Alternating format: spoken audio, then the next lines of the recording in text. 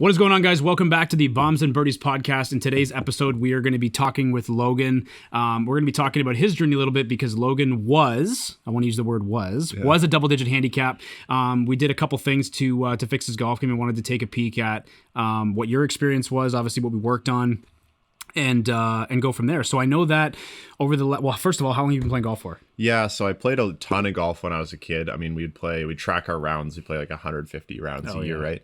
And then when I reached about, I don't know, somewhere in high school, 15, 16, I kind of stopped playing golf.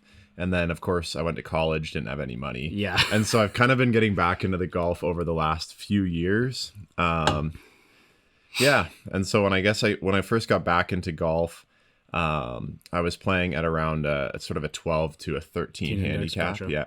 And so, around that time, like, it was okay, but I just found like there was a lot of frustration. Like, I was able to hit some really good shots now and then, but overall, like, I just have these compounding frustrating holes that sometimes, like, you try to enjoy the round, but it does make it harder to enjoy the round when you make that triple on the last couple holes or something that sort of blows up your round, and you were looking to break 80 or whatever your target is. And so like first of all, the biggest one of the bigger objections that I get, like, just as a golf coach, is that or just as a coach in general, is like, well, I'm not trying to make it to the PGA Tour, so like, what do I need to coach for? Right. Well, I think that we all like to shoot good scores. I mean, you and I can agree, like, everyone has a different target that they're looking for. But for me, when I break 80, like, I'm having a great day, Yeah, and like, and I would even take it a step further than that and saying, like, bogey golf, I think, like, watching bogey golf is good golf in my opinion. Absolutely. Like, for the average Joe, if you're in like a 14 to, well, that's a little bit better than bogey golf, but like, if you're like a 14 to or a 12 to 15 handicap, like, I'll be honest, for somebody who doesn't have a desire to improve like astronomically, that's pretty good. Like, you're out there, you're having a good time, like, you're still right in around par. You maybe have a couple shots bad here or there. So maybe let's talk about really briefly, like, what was your biggest struggle when you were that like 12 index? Yeah, I think there was a few struggles. First of all, like, my driver, I had so much speed, and my friends would say to me, man, it looks like you're swinging. And I would be like trying to kill the ball. Yeah. And like, I was like swinging for the fences, and then it would go like 240. Yeah. And it's like, what is going on here? And everyone's so confused. Even they're like, Logan, like, you clearly have the swing speed to hit it far. And so that was a big thing, is that I just had long irons into all these holes, and I knew I shouldn't. Like, and I think there's a lot of guys out there like me that are strong. They're big guys, but they just, like, it's like, why are these people out driving me? I'd have like 60-year-olds hitting it way past me. Fuck, that's depressing. And it was like, come on, man.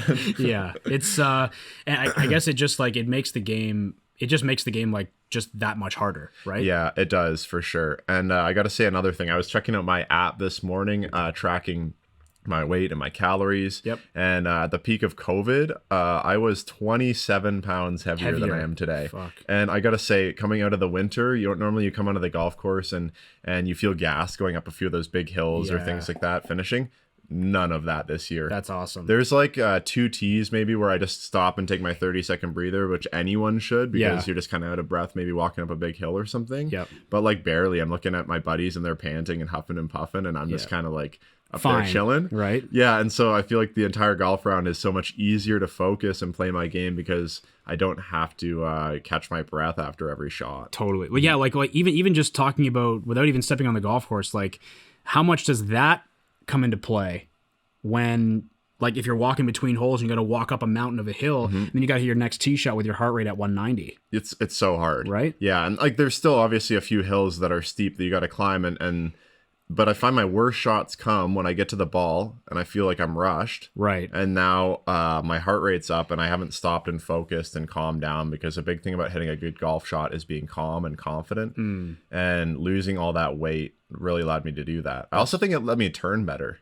Oh yeah, 100%. Yeah. So most guys will carry their fat, like, in their belly and their obliques and their love handles, and that's pretty much a staple with the guys that I work with. And a lot of the guy actually I just signed a client not too long ago, and he says he has 50 pounds to lose. In my personal opinion, I like to put things in perspective because I've done this for so long. Right. Is you probably have like 80 to 100 pounds, and I'm just as bad for this. I'm like, oh, like if I could lose like 5 or 10 pounds, I'd probably look this way. It's never what it is. It's always more. So if you think you have 40, you probably have 80. If you have 80, you probably got 100 or more to lose, to be completely honest. So it's having the extra weight. It's funny. I look at his golf swing structurally, and it looks pretty mechanically decent. But he's at such a handicap because of how overweight he is. He can't get into certain positions. He can't gain speed. So I said, listen, dude, like if you want to gain speed, you want to work on your handicap, we have bigger fucking issues to worry about. Yeah. You need to be able to lose this weight first. Your golf game will just naturally get better in the process. That's interesting. I see a lot of guys out there, and you might not say they look overweight, but you obviously get guys where their legs are, like their legs are what they are. And then you sort of see they're carrying like a big wide shoulders, and they might look like a big, strong dude. They might look good. You might not, no one would say that guy looks overweight, and no one probably said that about me. Like no one would have called me like a fat guy or anything like that. But I was carrying a lot of weight on my upper body. And so talk about what kind of position does that put in? Like I think of guys maybe coming way over the top when they've got carrying a bit of gut. No, totally. And there's I'm not going to name any names right now, but there's a couple big guys on social media that are becoming bigger on social media that are in that case. And you look at their golf swing, it's very short, very compact, and you're literally having to swing around your barrel. Like literally, like if you have an extra like 30, 40 pounds in the front, your swing has to be manipulated in order to move around your body, right? We should do that sometime. We should get like a skinny guy like Branson, and then we should grab like 2 pillows and put it under his shirt, and then see what he would have to do to hit the ball. 100%. It's like that would actually show you what you're losing from maybe having 100%. A bit of a gut, right? Maybe not Branson because he's so good. Because he would find a way. He would find a way. B, if you're watching, he would definitely find a way to make it work. But I definitely love the concept. It's definitely something that we've in my coaching program that we take a look at first. We run through 4 phases. You go through a weight loss phase, you get yourself in great shape, or at least great shape for you. I don't mean you have to have a 6-pack. That's not what we're chasing, but getting yourself in optimal shape for you. And then we start focusing on gaining a little bit of speed. Because I've actually had a lot of guys that have even come to me like, oh, I want to gain 10 miles an hour. I'm like, well, you're not going to because you're overweight. Yeah. And 2, you're actually just going to hurt yourself. So I've had a lot of guys that have just chose the Band-Aid approach where, oh, I'm just going to go buy a speed stick, or I'm going to go buy this speed program. And then they're like, oh, now I have arthritis and now I'm hurting. And it's like, well, yeah, dude, you're not focusing on the right things in the right order. Yeah. And it really is the complete package. Like I'll say this, I don't think that anything is particularly hard. Yes. But it's knowing the right steps to do and then having the consistency of the coach to guide you along that process. Like you're guaranteeing the results. If you listen to what you're saying, and you'll be able to pull it off, but it's really is like over a period of time. Like I didn't get down dropping like 5 strokes overnight. Correct. But I got to say one more thing about losing the weight too, is that I think that it really helps your nutrition when you're on the golf course. Funny enough, like when I was overweight, part of the thing that happens is that you're a little bit addicted to that insulin rush. You're kind of like on what I call like the insulin roller coaster, where you're craving snacks, you're craving sugar and stuff. And if you don't have it frequently, you crash and you lose your energy. Absolutely. And so that would happen on the golf course where I might get to, I always found it was around that 10th to 12th, 13th hole sort of stretch. I would get like cranky. Yeah, dude. Yeah. And then it just blows up. And so your round is way less enjoyable. Maybe not even because those are your worst holes, but you just get cranky. You hit a few bad shots and now you're in a bad mood. And that's not why we're playing golf. No. And it's like you're not even just that, but it's like you're just not neurologically making good decisions because you're fatigued or your insulin's way down. Like, you know what I mean? Like you're not regulated enough, where a lot of people will be like, oh, I have a good round up until like 14 or 15 and then I like start to fall apart. So classic. It's like, okay, that was me. Yeah. So it's like, maybe it's not, because a lot of people are like, oh, it's your mental game. Well, to a degree, you may be right, but neurologically, it might be because you're fatigued, you're malnourished, you're dehydrated, like you're making bad decisions based on something that you can easily control, and you don't have to fucking work on your golf game. We all get hangry, right? 100%. So it's like, obviously, your mental game's worse when, you can call it your mental game, but your mental game stems from your nutrition, from how healthy you are, just feeling better even, right? Being lighter and whatnot. So yeah, that's really good. And I think the last thing we should talk about is the speed, right? Like what do we do training in golf? And if you guys watch some YouTube videos of Colton giving me some speed tips there, we did that just in the spring. So right before the golf courses opened here in Canada. And I want to talk about my first round of the year because it was so sick. Well, let's give some backstory before we kind of dive into that, because it was you said you were struggling with driver, and you had been for a while, and you had a slight basically like the typical amateur inside move, lots of forearm roll, and then you had to reroute the club over the top. It wasn't as dramatic as you think it was, right? But it just made a difference with the consistency of how you played. So we did two things. We gave you a drill to gain a little bit more speed, and then the drill that we fixed to fix your club path. So maybe let's talk about that and how that has translated into where your handicap is now. Absolutely. So I had this period of about April here where the courses weren't open. It was a good solid month. I was actually sick for a couple weeks, so I was working from home. And what I'd do is sort of at my lunch break or whatever, I'd go outside for an hour. Yep. I'd practice some chipping, and then I'd practice the drills that you gave me. So you had me have a stick behind the club, where you'd bring the club underneath the stick, and then you'd swing underneath the stick. And all I had to do was practice that for, I'm not joking, like 5 minutes a day. Yeah. It's not hard, but it's that consistency of go in your backyard. If you got some sort of green space around that you can swing a golf club, and do it for 5 minutes, but do it for 20 days in a row. Yeah. That's going to be way more important than what I used to do. Lots of practice. I would go to the driving range on a Monday and I'd practice for like an hour, probably get frustrated and tired and go home, and I wouldn't see any progress. Yeah. And so my first round of the year, when I went out to hit the driving range, I was like, whoa, I'm hitting like push draws now? And you have to adjust in your mind because your target's like so different, and you have to be comfortable with it sort of starting right, which I wasn't comfortable with. But that's what worked for me. Yeah. Was getting the right drills. It doesn't have to be simple. You didn't give me a million drills. You gave me like 2 drills. Yep. And stick with them. And then when you get past those, you can add the next thing or the next thing. Right? And I think that's where people start to go wrong, is they start to, okay, like what drill do we need for this? What drill do we need to fix for this? Like you might have 5, 6, 7 things wrong with your golf swing, but if you try to fix all 7 at the same time, it's just you get nowhere. You get fucking nowhere. Yeah. So it's, if you need to find, you need that consistent feedback, number one, and then number 2, you need that consistent implementation of said drill, right? Like you said, like you don't need, everyone's like, oh, I don't have time, I don't have this, I have a family, I have a job. I respect that, but totally. So do you. And you literally went outside in your backyard for 5 to 10 minutes a day, creating that muscle memory without even really hitting golf balls, right? And then now you go into the year and you're dropping, like in the span of like, how long did you do that for? 2 months? 1 month? It was like a month. Yeah, so 30 days. Yeah. And we did one drill for 30 days, and now your handicap is from where to where? Basically, right now, it's like still dropping like crazy. Yeah. So I'll talk about my first round of the year. Okay, let's do that. I went out to the course, just a nice day. You're excited to be out for the first round of the golf. No expectations, like I would have been fine shooting an 88, would have been a fun day still. Yep.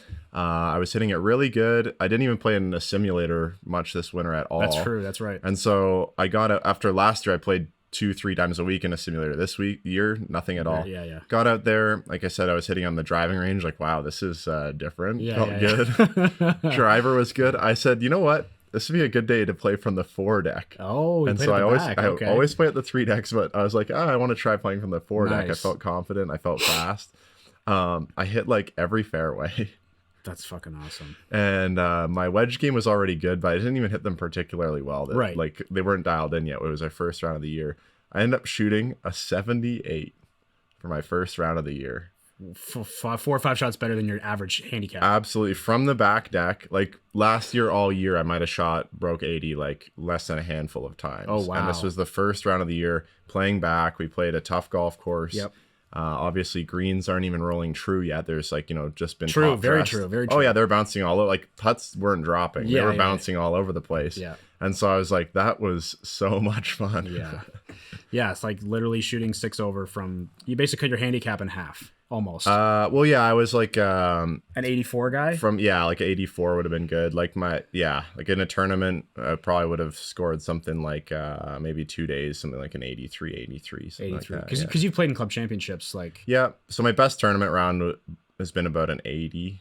80. So I haven't broken 80 yet in a tournament round. Right.